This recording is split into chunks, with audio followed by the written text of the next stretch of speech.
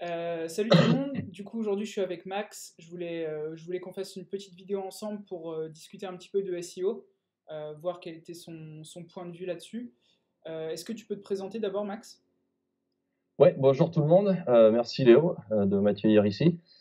Donc moi c'est Maxime, et donc je suis partenaire avec Léo dans l'agence Digital Frogs, et mon rôle c'est spécifiquement de m'occuper de toute la partie SEO. Donc j'ai un background en SEO depuis maintenant quelques années. J'ai toujours évolué dans le milieu du digital marketing et spécifiquement depuis on va dire 5 ans dans la partie stratégie et SEO. Donc voilà pour la petite intro. Ok, nickel. Est-ce que tu veux déjà peut-être parler de qu'est-ce que c'est le SEO de manière générale? Oui, bien sûr. Donc pour résumer, pour faire simple, de l'acronyme anglais Search Engine Optimization, en français on appelle ça le référencement. C'est un terme qui me plaît pas trop, je vais peut-être revenir là-dessus plus tard. Et je préfère parler de SEO toujours. C'est donc l'ensemble de techniques, moi j'appelle ça un art un peu, de savoir optimiser son site ou des pages web pour pouvoir être justement bien positionné dans des résultats des moteurs de recherche quand un mot-clé spécifique est recherché. Ok, quand tu dis C'est, moteur de recherche, c'est lesquels? Parce que les gens en ont souvent... général, on parle spécifiquement de Google pour l'Europe, Mhm. puisque c'est le monstre. C'est le big one, c'est là où tout le monde veut être présent. Évidemment, il ne faut pas négliger les autres, notamment Bing et Yahoo, qui ont quand même une part de marché importante. Mais en général, on s'attaque à Google en premier. Alors après, c'est évident, il y a toujours des... Quand on vend des services SEO, on retrouve souvent, ça peut arriver, des clients qui ont des besoins techniques très spécifiques, qui veulent être rankés sur des moteurs de recherche secondaires parce qu'ils le sont déjà très bien sur Google, Mhm. et ils ont par contre besoin d'être positionnés sur d'autres moteurs de recherche pour justement capter cette part de trafic qu'ils ne captent pas aujourd'hui. Ok. Du coup, ma deuxième question, ce serait à quoi est-ce que ça sert pour une entreprise d'utiliser le SEO et d'être bien ranké, référencé? Bah, l'avantage premier, c'est le trafic, évidemment, puisque en tant qu'entreprise, ça veut dire qu'on a un service ou des produits à vendre. Donc, si quelqu'un fait une recherche sur Google qui est attinente au produit ou au service que je veux vendre, c'est que probablement ils ont un intérêt. Si c'est pas pour passer à l'achat tout de suite, c'est du moins qu'ils ont un intérêt. Donc, premièrement, il y a une question de notoriété, branding, c'est-à-dire quand les gens cherchent une thématique spécifique, ils vont voir le nom de l'entreprise, de savoir qu'elle existe, qu'elle traite de ce sujet, qu'elle a des choses à vendre.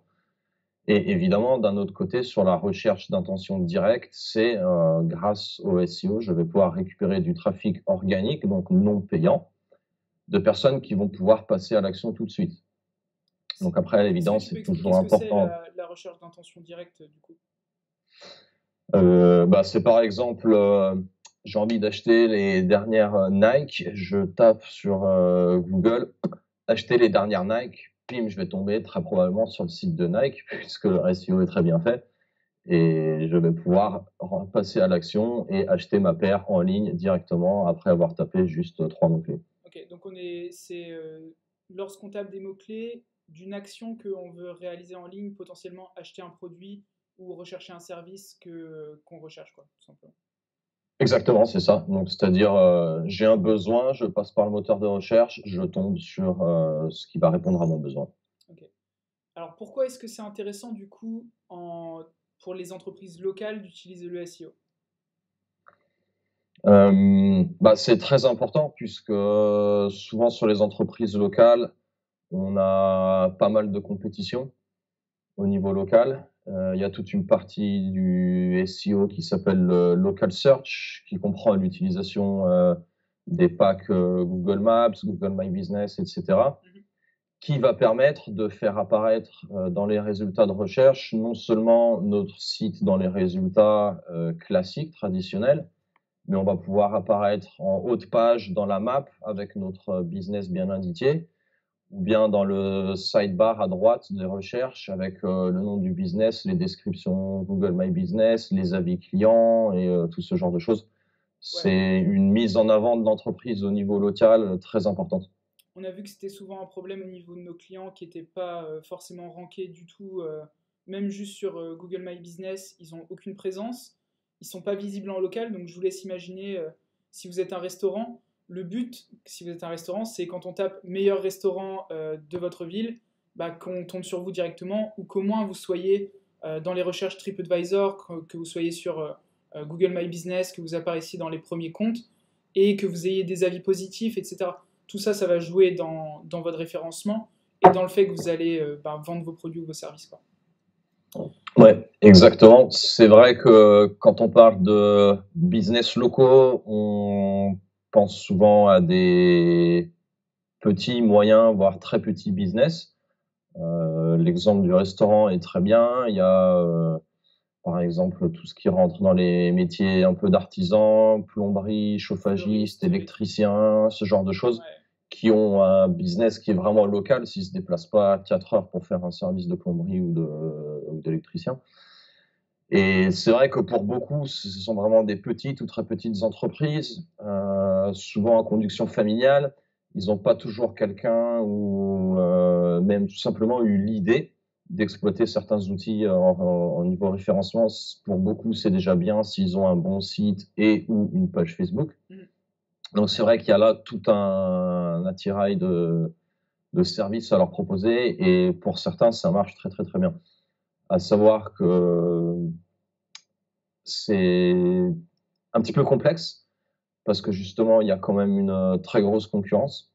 Parce que si vous prenez pour une ville moyenne, vous cherchez un plombier ou un électricien, vous allez voir que dans les résultats sur Google ou d'autres moteurs de recherche, il y en a beaucoup. Faut donc maîtriser un minimum son sujet si on veut vendre ce genre de service, les local packs et des choses dans le genre, parce que pour obtenir des résultats, c'est pas exactement simple. ok, ouais, ça, Alors, on va en parler, évidemment, il y a toujours une par la part de suite. recherche avant, donc par exemple, une recherche de compétitivité. Et on peut voir que dans certains domaines ou dans certains cas, on va avoir pratiquement aucune concurrence, donc les résultats seront beaucoup plus faciles à obtenir. Ouais, c'est un exemple d'ailleurs de Sam Ovens qui dit dans ses formations, la première chose qu'il faisait, c'était, enfin, son tout premier service, c'était proposer du Google AdWords pour des plombiers. Et il s'est rendu compte en parlant, en fait, il a un jour eu une fuite d'eau, il en a parlé avec son plombier. Et en fait, ce plombier-là, ce qu'il cherchait, c'était pas du tout les réparations à la con, genre les fuites d'eau de merde. C'était plutôt les réparations, en fait, comment ça s'appelle? Les réservoirs d'eau, là. Euh, en gros, en anglais, Ouais, les water tanks, tank. ouais. Ouais. Et parce que c'est des réparations qui sont plus chères, ça lui prend pas longtemps. Et du coup, en fait, il a commencé à ranker les plombiers de Nouvelle-Zélande sur ces mots-clés-là pour les différentes villes. Et il s'est fait un paquet de thunes comme ça parce que ça aidait énormément son client, enfin ses clients. Et en même temps, c'était assez facile pour lui parce qu'il y avait peu de personnes qui utilisaient Google AdWords pour ces mots-clés-là. Donc forcément, il y a de la recherche derrière, mais ouais, ça peut être utile. Ouais. Ouais, effectivement. C'est vrai en SEO aussi, on utilise justement pas mal AdWords pour faire des tests rapides sur certains mots-clés, Mhm. voir s'il y a de la conversion derrière, ce qui va permettre après d'interrompre les campagnes payantes et de pouvoir ranker les pages en organique sur ces mots-clés. C'est un très bon exemple. Ouais, c'est un peu complémentaire, on en reparlera peut-être dans une vidéo différente Ouais, sur bien sûr, AdWords. Ouais. Ok, bien sûr. alors du coup, concrètement, comment est-ce que ça se passe, la mise en place d'une stratégie SEO pour une entreprise? Par quoi est-ce que tu commences en général? Euh, bon, en général, ça démarre toujours par un audit. À savoir qu'à moins de collaborer avec un grand groupe qui a déjà un SEO dans leur team ou voire un team de digital marketing où ils ont quand même des notions et qu'ils ont déjà mis en place des choses, la plupart du temps, vous serez face à des clients qui ne savent pas de quoi ils parlent, ne comprennent pas de quoi ils parlent et leur seul souci c'est je vais être premier sur Google, Mhm. ce qui est très vague. Donc ça démarre Ils toujours en peuvent être fait premiers premièrement par pour leur nom? oui, oui, c'est ça. C'est un peu la difficulté. Donc, je démarre toujours par un audit, en fait. Donc, je vais analyser à travers cet audit l'état complet de leur site. Donc, pas seulement tout ce qu'on peut appeler le référencement on-page, donc tout le SEO vraiment technique sur les pages de leur site, l'optimisation pour mots-clés, etc. Mais ça va beaucoup plus loin. On va regarder est-ce que leur site est optimisé pour les conversions, est-ce que leur site est optimisé sur le mobile, est-ce que leur temps de chargement est décent, toutes les choses qui ont une influence indirecte sur le référencement, en fait. C'est très important de savoir que Google ou les moteurs de recherche en général attribuent une importance assez élevée à ces facteurs, donc notamment la vitesse de chargement et la mobile responsive. D'ailleurs, petite parenthèse, depuis mars ou avril cette année, Google a commencé à déployer ce qu'on appelle le Mobile First Index, c'est-à-dire pour positionner les sites ou les pages web, il se base uniquement sur la version mobile des sites. Ouais, ça, je pense que c'est quelque chose hyper important et il y a vraiment un coup à jouer, notamment se spécialisant dans le fait de rendre les sites responsives. Ça peut être le seul service que vous proposez et il y a de la demande, quoi. Il y a clairement de la demande. Exactement. Donc, on va analyser toutes ces choses et souvent, le point de base, déjà, ça va être, on pourra attaquer le service SEO une fois que votre site sera potable. Ouais, donc on propose aussi un service entre les deux pour rendre le site optimisé pour les conversions. On a eu pas mal de clients pour lesquels, lorsqu'on arrive sur le site, c'est super confus, le client n'est pas du tout dirigé vers les actions qu'il doit prendre. Je vous rappelle que le but pour ces entrepreneurs, c'est que les personnes passent à l'action, qu'ils achètent leurs services, qu'ils les appellent. Donc déjà, il faut que vous connaissiez quel est le processus de vente. Est-ce que ça passe par un coup de téléphone? Est-ce que c'est un email ou est-ce que c'est une action directement faite en ligne? Et ensuite, à partir de là, vous pouvez optimiser le site pour l'amener à des conversions beaucoup plus simples, quoi.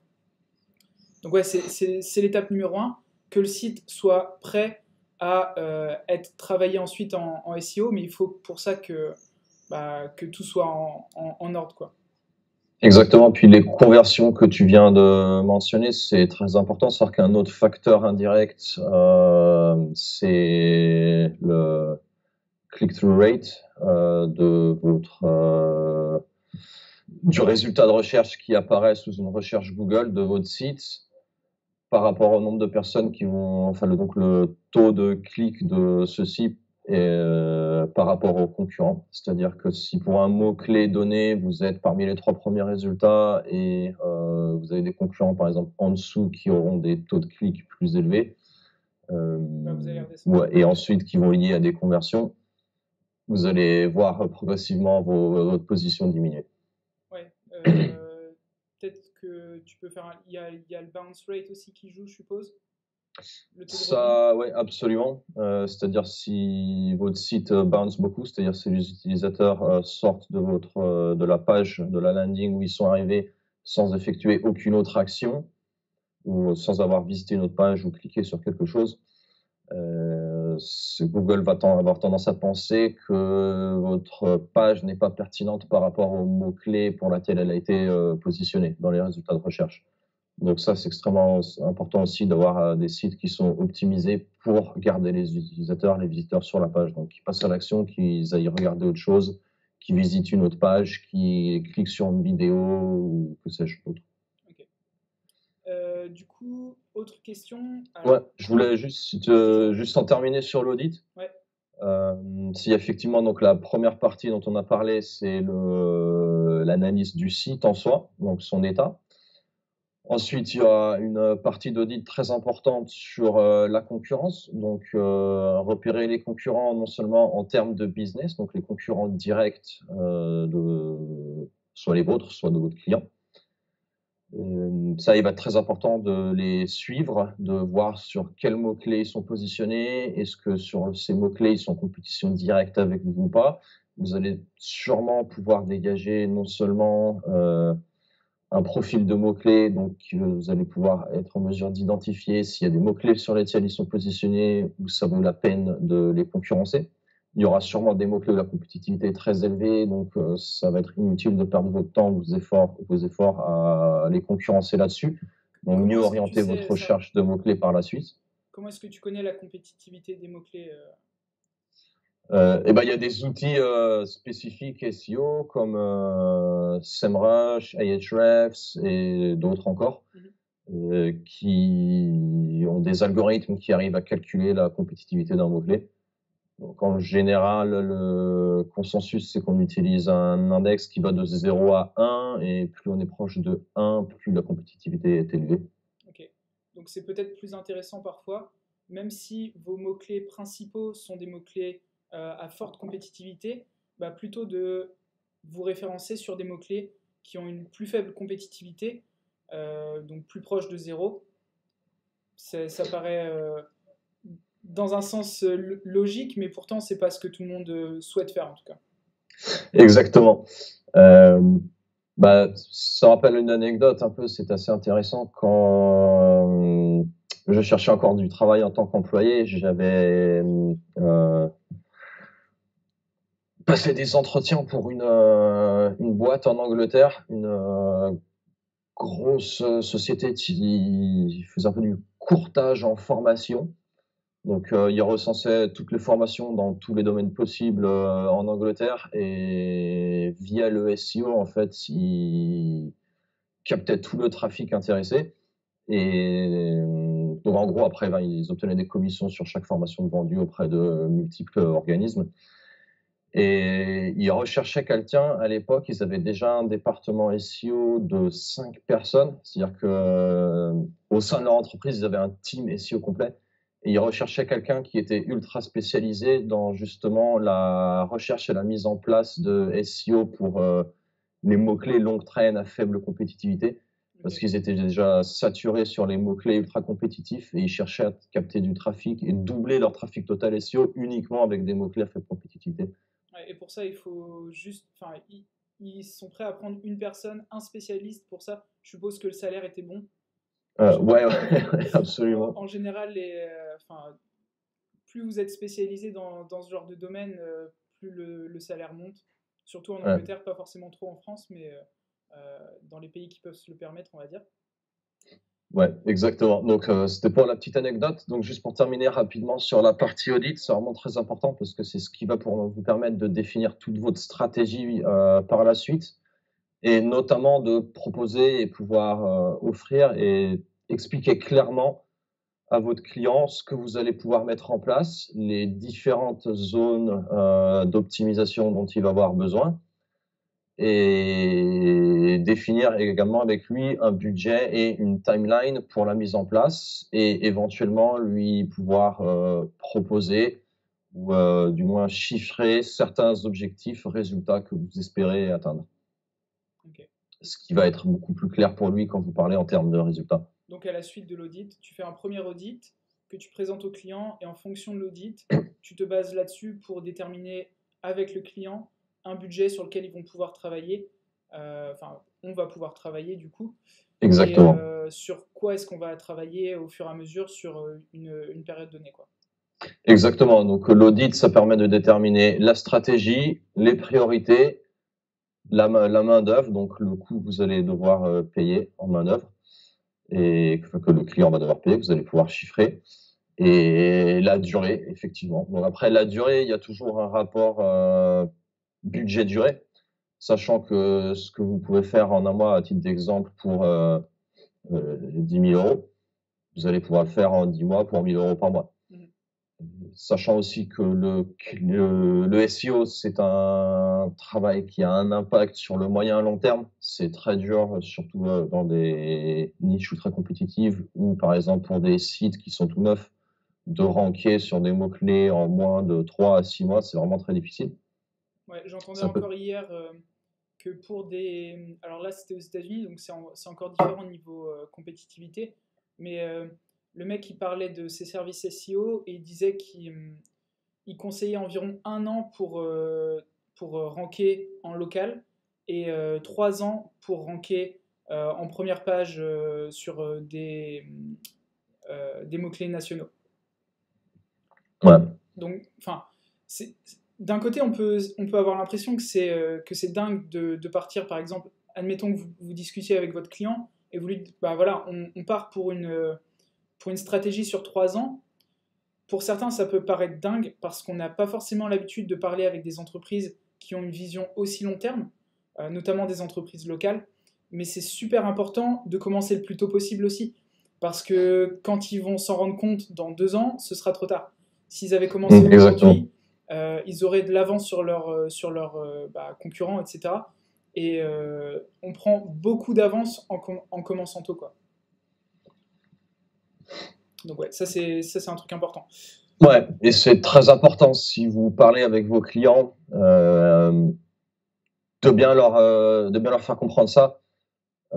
J'ai souvent eu dans le passé, autant en tant que, on va dire, entreprise qui employait des teams SEO ou le contraire, eu des cas où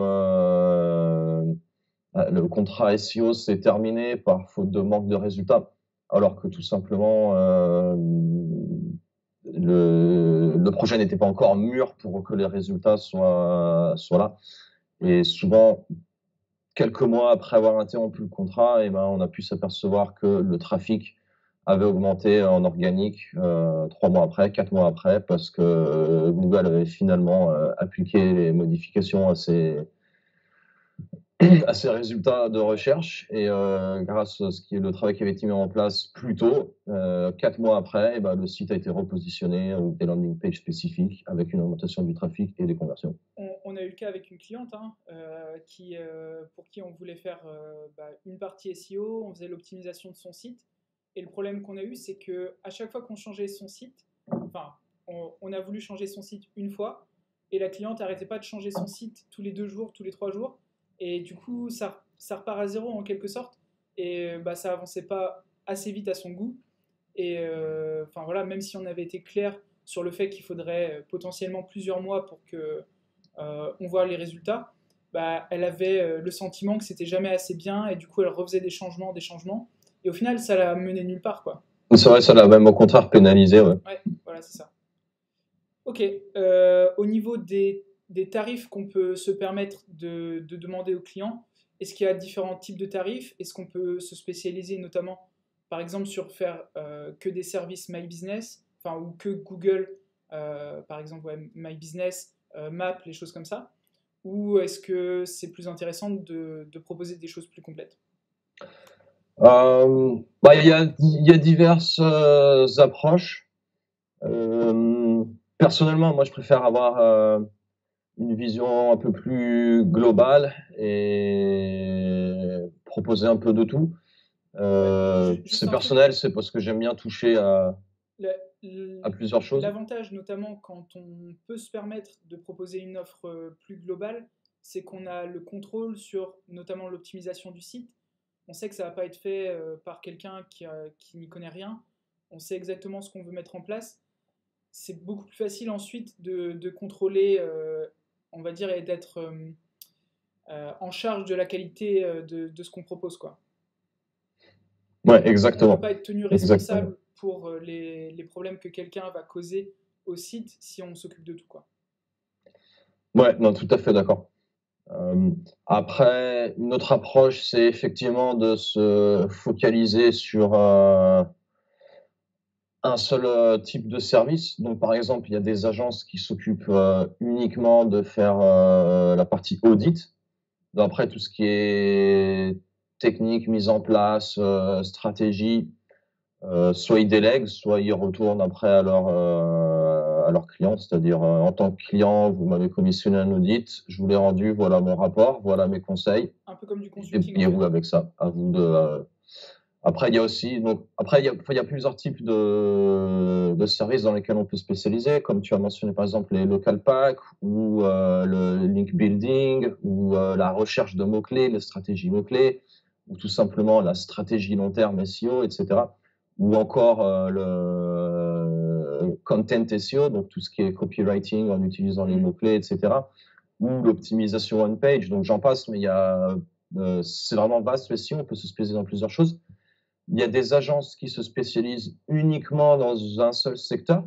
mais par contre, ils s'entourent de soit d'agences partenaires ou de freelancers qui vont employer pour mettre en place l'ensemble de la stratégie. C'est-à-dire qu'ils prennent un client, ils devisent une stratégie, eux, ils s'occupent uniquement, par exemple, de la partie optimisation home-page, mais derrière, ils ont un réseau de partenaires ou de freelancers qui vont s'occuper de tout le reste pour que ça reste un projet global et que ce soit eux les uniques référents de tout ce qui est SEO avec le client. Et c'est un peu ce qu'on fait aussi Ouais, en quelque sorte.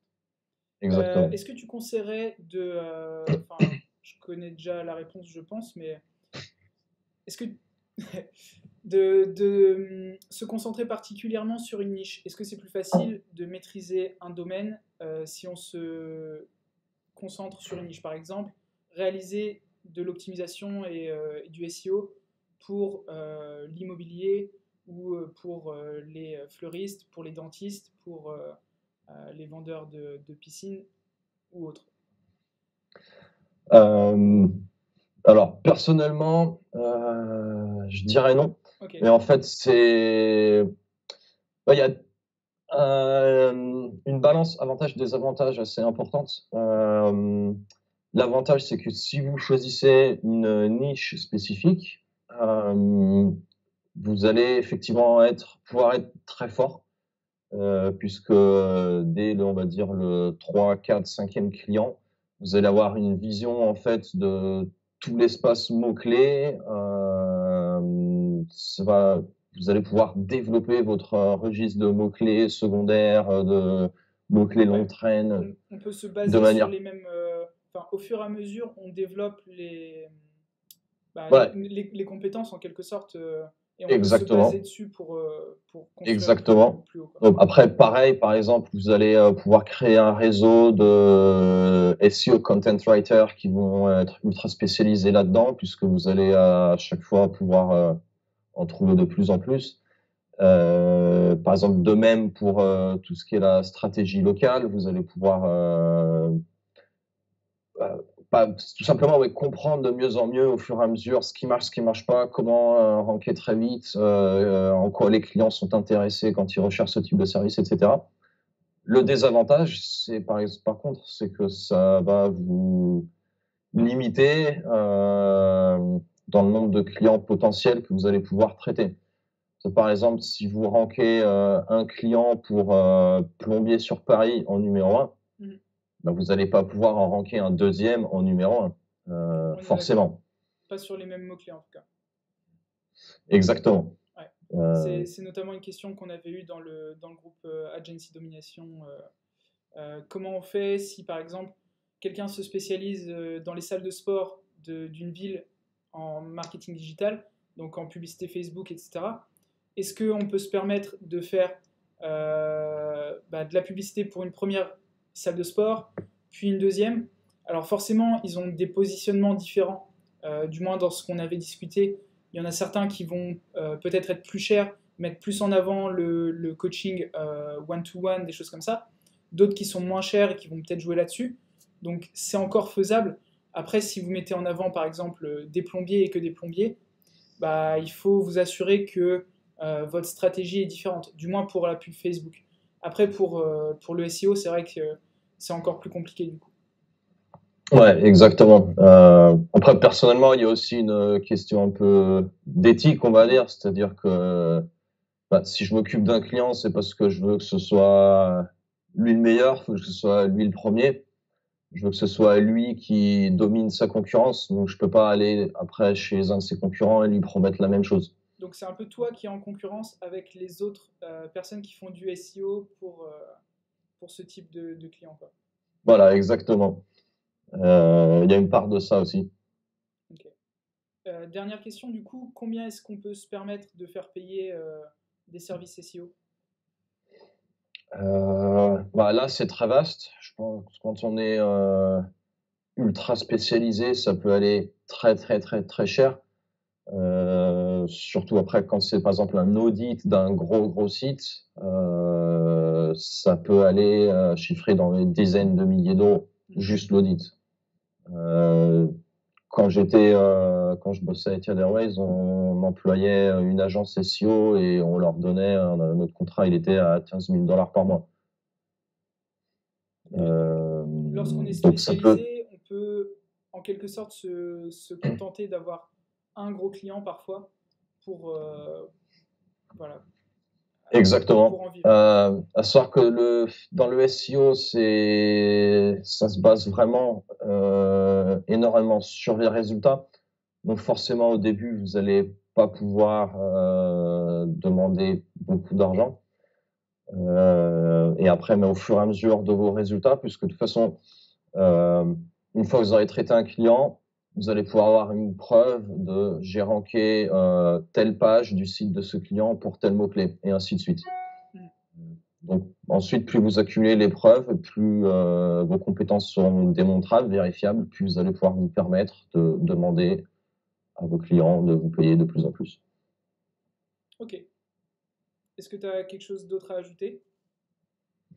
Euh, Écoute, je dirais que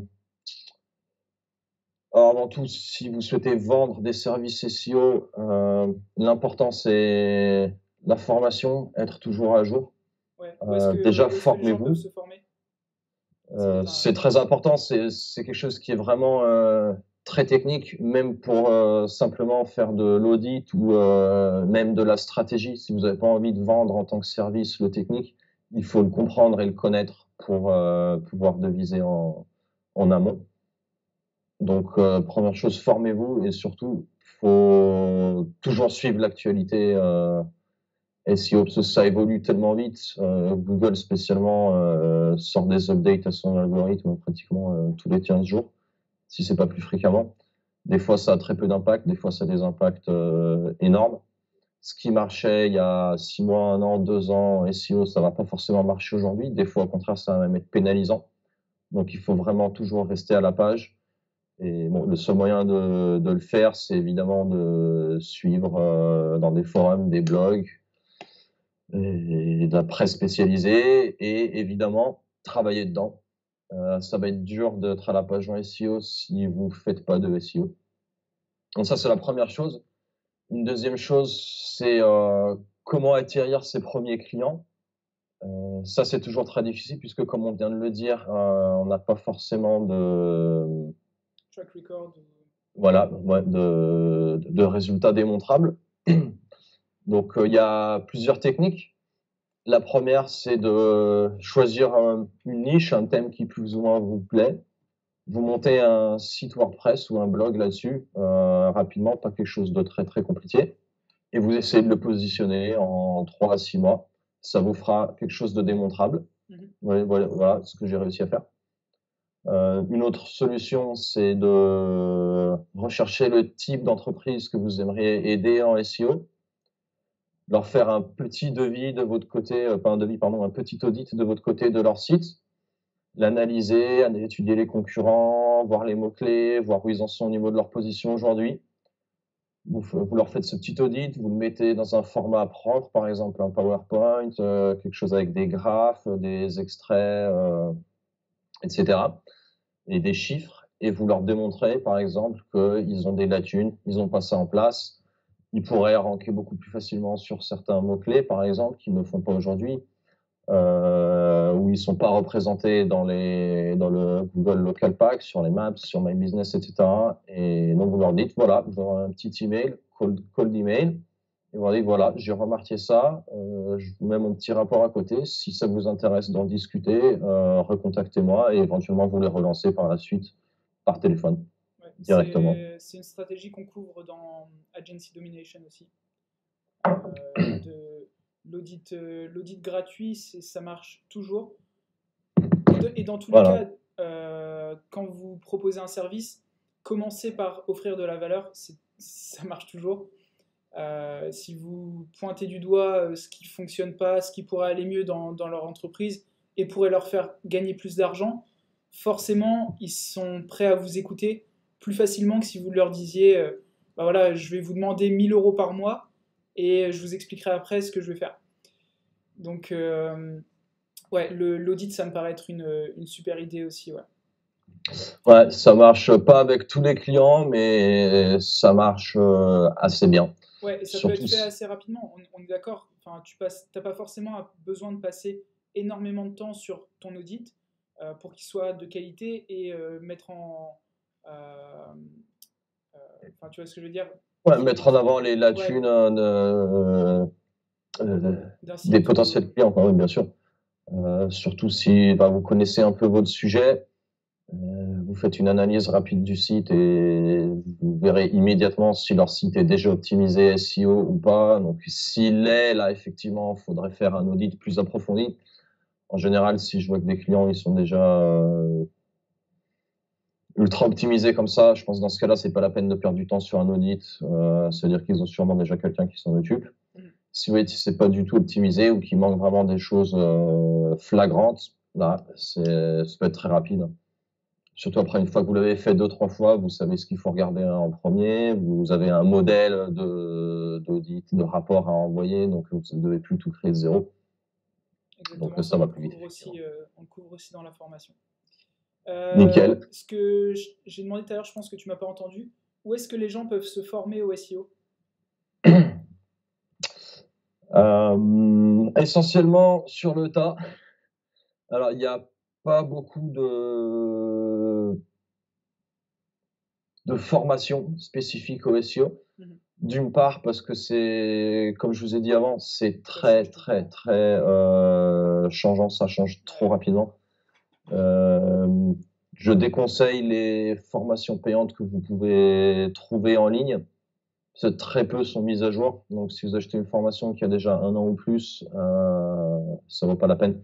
Ce que je conseille le plus, c'est suivre les blogs des big boss du SEO, presque tous en ont un. Je saurais que nommer Matt Cutts, l'ancien responsable de l'algorithme SEO de Google, de l'algorithme, pardon, du moteur de recherche de Google. C'est lui le génie derrière tout ça. Okay. C'est lui un peu le maître des marionnettes. Et donc, il a un blog où il parle de SEO tout le temps. Matt Cutts, je pourrais vous envoyer le lien éventuellement. Ouais, Neil Patel, Chase Reiner et d'autres encore. Est-ce que ça vaut le coup de faire les formations, on va dire, basiques ou gratuites de Google? Alors, Google n'a pas de formation en SEO. Ok. Ouais. Je pensais que c'était similaire à celle pour AdWords ou des choses comme ça. Ouais, non. Il y a plusieurs formations gratuites en ligne aussi. Mais là, c'est pareil, c'est vraiment, si c'est la base, ça va bien. Pour les choses un peu plus techniques, plus approfondies, franchement, il n'y a pas mieux que d'éplucher, lire tous les blogs et forums. Donc, je pourrais éventuellement dresser un petit inventaire pour ceux qui s'intéressent. Ok, pourquoi pas.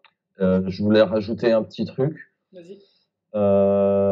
Si vous souhaitez proposer des services SEO, une des choses les plus importantes, c'est les outils dans lesquels vous allez investir pour pouvoir analyser, auditer,